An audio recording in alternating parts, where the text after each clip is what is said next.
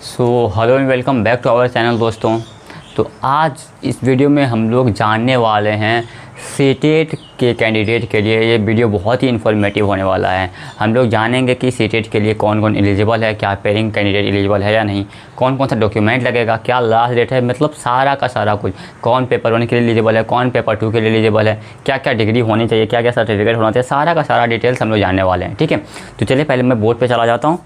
और ये वीडियो मैं सेकंड टाइम रिकॉर्ड कर रहा हूँ क्योंकि पता नहीं फ़ोन में रिकॉर्डिंग मैंने ऑन किया था एंड अपने वो कट हो गया वीडियो। ठीक है, खैर कोई बात नहीं, वो मोबाइल बहुत ज़्यादा हीट होने के कारण बीच में वीडियो कट हो जाता है।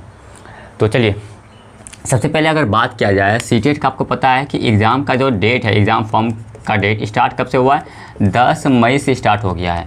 कब से? 10 मई से स्टार्ट हो गया है। और ये वीडियो थोड़ा सा मैं लेट बता रहा हूँ। और कब तक है ये आपका एंड है 10 जून तक। हालांकि आपको टेंशन नहीं लेना है, एग्ज़ाम का डेट फिर भी बढ़ेगा। ठीक है, और एग्ज़ाम कब है? एग्ज़ाम डेट बोल रहा हूँ मैं, एग्ज़ाम फॉर्म का डेट फिर बढ़ता है। और एग्ज़ाम कब है? आपका एग्ज़ाम है 6 सितंबर को। ठीक है, ये मैंने पहले भी आपको बता दिया था एक वीडियो बना के, जब नोटिफिकेशन नहीं आया था तब भी मैंने आपको बता दिया था कि एग्ज़ाम डेट आपका लीक हो चुका है, आउट हो चुका है, 6 सितंबर को है। ठीक है, चलिए तो ये सब बेसिक कुछ डिटेल्स था कि स्टार्ट कब है आपका 10 मई को है और ख़त्म कब होगा, कब तक है? 10 जून तक आपका फॉर्म भरा जाना है। एग्ज़ाम का डेट आपका निर्धारित है, फिक्स है, 6 सितंबर को होगा। ठीक है, और आपको पता है सीटेट कभी भी अपना एग्ज़ाम डेट पोस्टपोन नहीं करता। उसने बोला है 6 सितंबर, तो 6 सितंबर को ले ही लेगा। तो आपको एग्ज़ाम के लिए बिल्कुल ही सीरियस होना है। ठीक है, चलिए ये बात कर लेते हैं। अब इसके बाद थोड़ा सा बात कर लेते हैं कौन कौन सा डॉक्यूमेंट लगेगा। तो बेसिक डॉक्यूमेंट आपका जैसे कि पासपोर्ट साइज फ़ोटो लगेगा, साइन लगेगा। ठीक है, ये बेसिक डॉक्यूमेंट हो गया, पासपोर्ट साइज फ़ोटो। देन फिर 10th और 12th का मार्कशीट, 10th 12th का मार्कशीट लग गया। उसके बाद फिर आपका अगर आपके पास ग्रेजुएशन का है तो ग्रेजुएशन का मार्कशीट। अगर उसके बाद आपके पास DLED है तो DLED का मार्कशीट। अगर आपके पास B.Ed है तो B.Ed का मार्कशीट। और उसके बाद आपका एक आधार कार्ड तो लगेगा या आधार नंबर।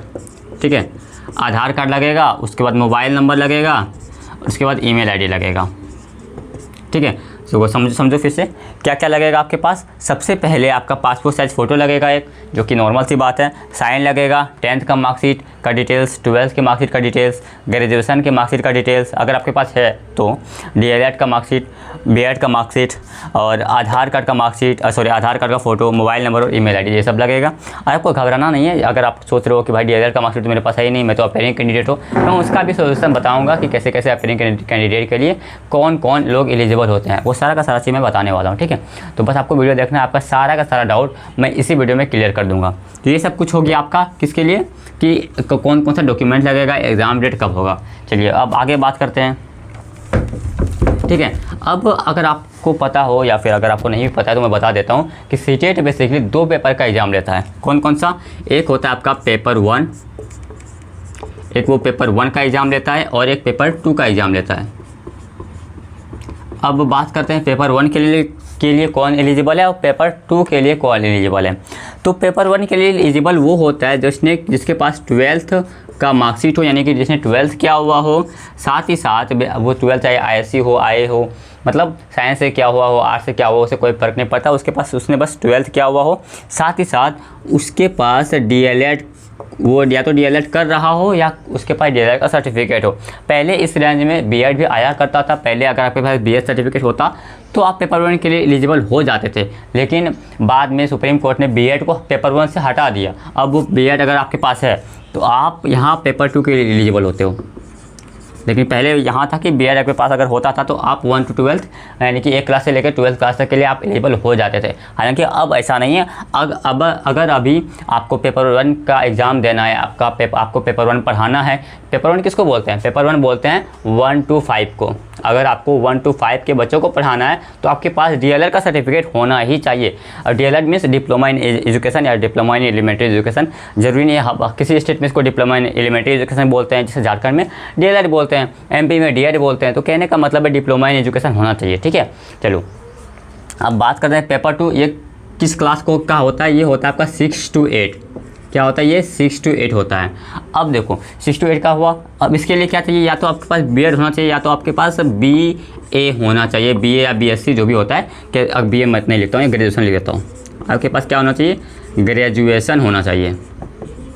ठीक है, अगर आपके पास यहाँ भी अगर ग्रेजुएशन होता है, ग्रेजुएशन मतलब आपके पास अगर डीएलएड प्लस ग्रेजुएशन है तो भी आप पेपर 2 के लिए एलिजिबल हैं।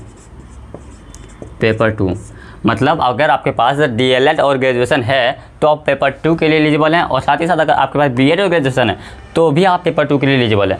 समझे? इसका मतलब पेपर 2 के लिए ग्रेजुएशन मैंडेटरी है, और ये एक ट्रेनिंग कोर्स, एक टीचर कोर्स आपके पास होना चाहिए और एक ग्रेजुएशन होना चाहिए, तो आप पेपर 2 के लिए एलिजिबल हो जाते हैं। आइदर वो डीएलएड प्लस ग्रेजुएशन हो या फिर आपका बीएड प्लस ग्रेजुएशन हो। ठीक है। और एक आपको जब सीटेट का फॉर्म भरने जाओगे ना, अब और मैं एक चीज़ बताता हूँ, आपको फॉर्म ना खुद से भरना है, क्योंकि आप कैफ़े में अगर आप जाके फॉर्म भराते हो तो वहाँ वो कैफ़े वाला बंदा क्या करता है, कहीं ना कहीं धड़फड़ में स्पीड में तेज़ी से करने के लिए वो कहीं ना कहीं आप में कोई गलती कर देता है, जिसके कारण क्या होता है ना, आप फ्यूचर में जब आप डीवी वगैरह में जाते हो तो वहाँ से आपको खाली हाथ लौटना पड़ता है, तो जो कि बहुत ही बुरा लगता है। तो आपको क्या करना है, फॉर्म खुद से भरना है। अभी तो वैसे भी ढेरों सारा वीडियो यूट्यूब पे पड़ा हुआ है कि कैसे कैसे फॉर्म भरा जाता है, वो सारा का सारा चीज़ आपको पहले से पड़ा हुआ है। आपके पास लैपटॉप हो ना हो, मोबाइल से भी अभी फॉर्म आराम से भरा जा सकता है, और मैं खुद मोबाइल से पहले फॉर्म भरता था, अगर मेरे पास पहले लैपटॉप नहीं था तो आपको खुद से ही फॉर्म भरना है। उससे क्या होता है ना कि आपका जो आप अपने बारे में बहुत अच्छे से जानते हो, आपका कब मैट्रिक में क्या मार्कशीट आया, मैट्रिक में कितना परसेंट आया, इंटर में कितना परसेंट आया, या फिर आपके मम्मी का नाम क्या है, उसका स्पेलिंग क्या है, पापा के नाम का स्पेलिंग क्या है, एक्जैक्टली आपको पता होता है। तो आप उस चीज़ को जब भरते हो ना, आप अच्छे से भरते हो, जिसमें कि गलती का चांस बहुत कम हो जाता है। ये आप किसी कैफ़े वाले से भरवाते हो तो कहीं ना कहीं वो जल्दी भरता है और गलती हो जाता है, तो इसलिए ट्राई करना खुद से ही फॉर्म भरना है। ठीक है। आपको समझ में नहीं आता है, किसी प्रकार का डाउट आता है, तो आप हमारे वीडियो के नीचे कमेंट सेक्शन में कमेंट कीजिएगा, मैं ज़रूर रिप्लाई करूँगा और आपका सारे डाउट को सॉल्व करूँगा। अगर आप बोलोगे तो मैं एक स्टेप बाय स्टेप वीडियो भी बना के ले आऊँगा कि मोबाइल से कैसे फॉर्म भरते हैं। ठीक है। लेकिन ट्राई करना है कि खुद से फॉर्म भरें। चलो, तो हो गया आपके पास पेपर 2 के लिए कौन एलिजिबल है। पेपर 2 के लिए आपका एलिजिबल है या तो आपके पास डीएलएड और ग्रेजुएशन होना चाहिए या फिर बीएड और ग्रेजुएशन होना चाहिए। मैं अपेयरिंग कैंडिडेट के लिए भी बताऊंगा, लास्ट में बताऊंगा। ठीक है। अब देखो, जब आप पेपर फॉर्म भरने जाओगे ना तो आपके पास ऑप्शन आएगा, या तो आप पेपर 1 के लिए भर सकते हो या तो पेपर 2 के लिए भर सकते हो, और तीसरा भी ऑप्शन आता है। तीसरा ऑप्शन होता है बॉथ पेपर 1 एंड पेपर 2, यानी कि आप पेपर 1 और पेपर 2 के लिए दोनों भर सकते हो। अब बॉथ में कौन एलिजिबल है, कौन पेपर 1 पेपर 2 के लिए एलिजिबल है, ये बंदा, ये वाला जिसके पास 12th हो, डीएलएड हो और ग्रेजुएशन हो। 12th हो, डीएलएड हो, ग्रेजुएशन हो, तो आप दोनों पेपर भर सकते हो। ठीक है। अगर आपके पास ग्रेजुएशन नहीं है, मान लो आपके पास ग्रेजुएशन नहीं है, तो आप पेपर 1 के लिए एलिजिबल हो। पेपर 1 में क्या कौन आता है, 12th और डीएलएड आता है। और अगर आपके पास डीएलएड नहीं है, डीएलएड की जगह अगर बीएड है, तो आप सिर्फ पेपर 2 के लिए एलिजिबल होते हो। लेकिन आपके पास अगर डीएलएड और ग्रेजुएशन है, तो आप दोनों पेपर के लिए एलिजिबल हो जाते हो, पेपर 1 और पेपर 2 दोनों के लिए एलिजिबल हो जाते हो। ठीक है। चलिए अब बात कर लेते हैं थोड़ा सा कि पेपर 1 में पढ़ना क्या होता है, पेपर 2 में क्या पढ़ना होता है, कौन कौन सा सब्जेक्ट हमें पढ़ना होगा, ये भी आपको एक बार मैं बता देता हूँ। उसके बाद फिर अपेयरिंग कैंडिडेट के बारे में बात करते हैं। अच्छा, मैं एज बता दूँ। एज क्या है, मिनिमम एज आपका 18 साल होना चाहिए। ठीक है। मिनिमम एज आपका 18 साल होना चाहिए, तो आप एलिजिबल हो जाते हो। चलिए अब बात करते हैं पेपर 1 के लिए क्या क्या पढ़ना पड़ेगा। सबसे पहले आपको सीडीपी पढ़ना पड़ेगा, फिर आपको मैथ्स पढ़ना पड़ेगा, सीडीपी मैथ्स हो गया, और 2 लैंग्वेज पढ़ना पड़ता है। ठीक है।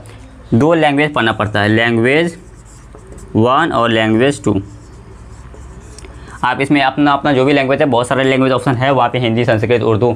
मेजर लैंग्वेज हुआ हिंदी, इंग्लिश, संस्कृत, उर्दू, ये कुछ मेजर लैंग्वेज है। बाकी माइनर लैंग्वेज है, बहुत सारा लैंग्वेज है। आप कोई भी 2 लैंग्वेज लेके आगे बढ़ सकते हो। ठीक है। लेकिन मोस्टली कैंडिडेट जो होता है वो हिंदी, इंग्लिश लेके ही आगे बढ़ता है, कुछ हिंदी, उर्दू लेके आगे बढ़ता है। तो ये सारा ऑप्शन आपको रखना पड़ता है। तो आपको अगर पेपर 1 का क्वालिफाई करना है तो आपको सीडीपी पढ़ना होगा, मैथ्स पढ़ना होगा, लैंग्वेज पढ़ना होगा, और एक रह गया, और आपको एक ईवीएस पढ़ना होगा, इन्वायरमेंटल साइंस। ठीक है। चलिए अब पेपर 2 का अगर बात किया जाए तो पेपर 2 में दो कैटेगरी बनता है।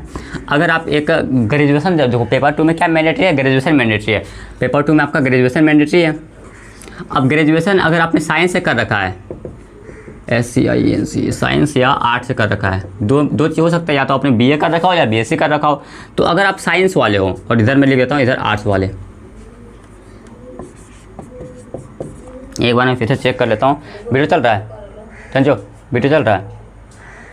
और देखो, साइंस वाले के लिए और आर्ट्स वाले के लिए देख लेते हैं। अगर आपके पास साइंस था तो सबसे पहले तो ये कुछ चीज़ें तो सेम ही रहेंगी। जैसे कि आपको सीडीपी पढ़ना होगा।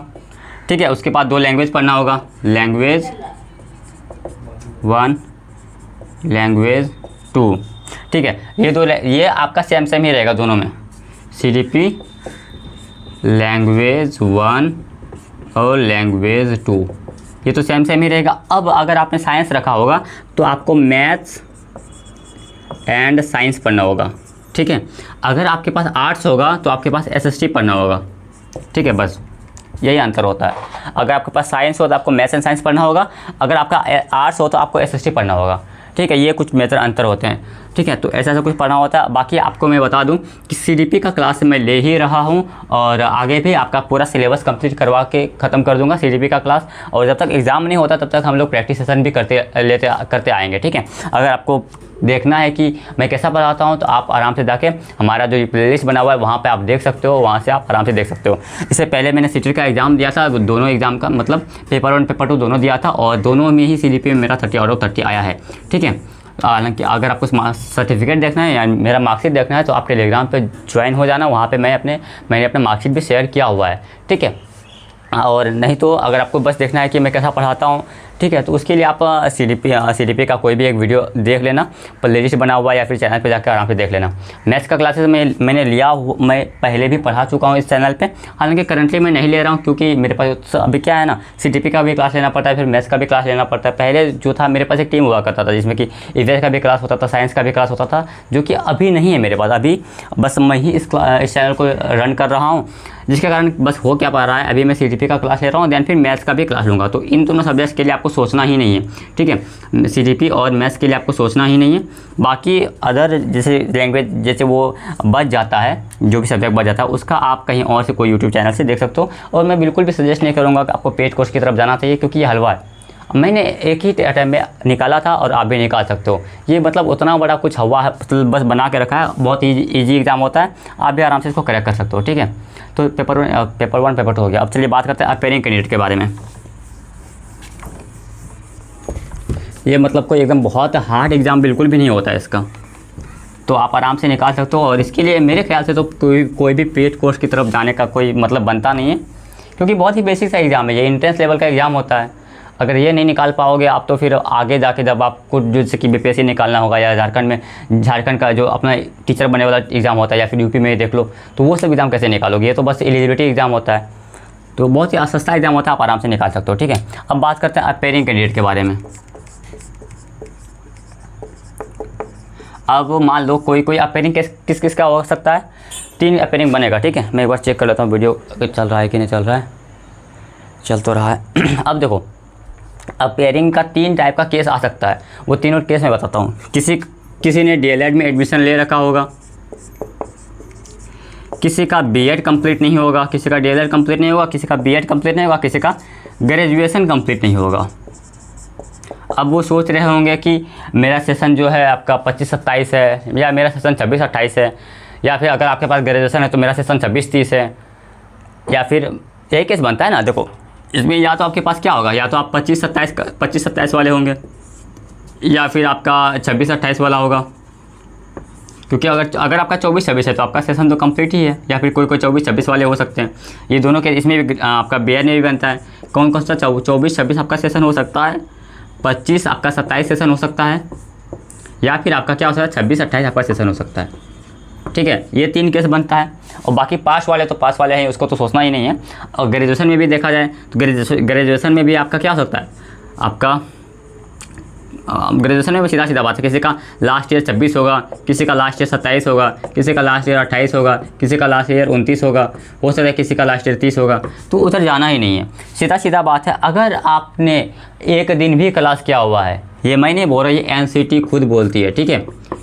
ये NCT एक नेशनल काउंसिल ऑफ टीचर होता है जो कि निर्धारित करता है कि कौन एलिजिबल है या कौन नहीं है, ठीक है। तो अगर इसके अकॉर्डिंग अगर आपने एक दिन भी क्लास कर रखा है, कितना, एक दिन भी, ठीक है, आप किसी भी सेशन में हो, अगर आपने एक दिन भी क्लास कर रखा है तो आप CTET के लिए एलिजिबल है और आपका CTET का सर्टिफिकेट बिल्कुल ही वैलिड होता है। तो आपको इस बात से बिल्कुल भी मायने आपको समझ में आ गया होगा कि अगर आपने एक दिन भी क्लास किया हुआ है तो भी आप CTET का सर्टिफिकेट के लिए CTET के लिए एलिजिबल होते हैं, ठीक है। तो ये बहुत ही अच्छा काम किया है अपेयरिंग वालों के लिए। तो आपको सोचना नहीं है, अगर आपने एडमिशन ले लिया है तो आप बिल्कुल ही एलिजिबल हैं, ठीक है, CTET 2026 के लिए। तो बस इतना ही था। बाकी आपको अगर कोई भी डाउट आता है, अभी अगर कुछ डाउट, मैंने ट्राई किया कि जितना भी डाउट बनता है सारा का सारा चीज़ कवर करने का, लेकिन अभी अगर कोई डाउट बच गया है तो आप हमें कमेंट सेक्शन में पूछ सकते हो और मैं डेफिनेटली उसका विदिन 30 to 1 आवर आपका रिप्लाई भी कर दूँगा और आपके डाउट का सॉल्यूशन हो जाएगा, ठीक है। चलिए बस इतना ही, मिलते हैं आपसे अगले वीडियो में, तब तक के लिए जय हिंद जय भारत।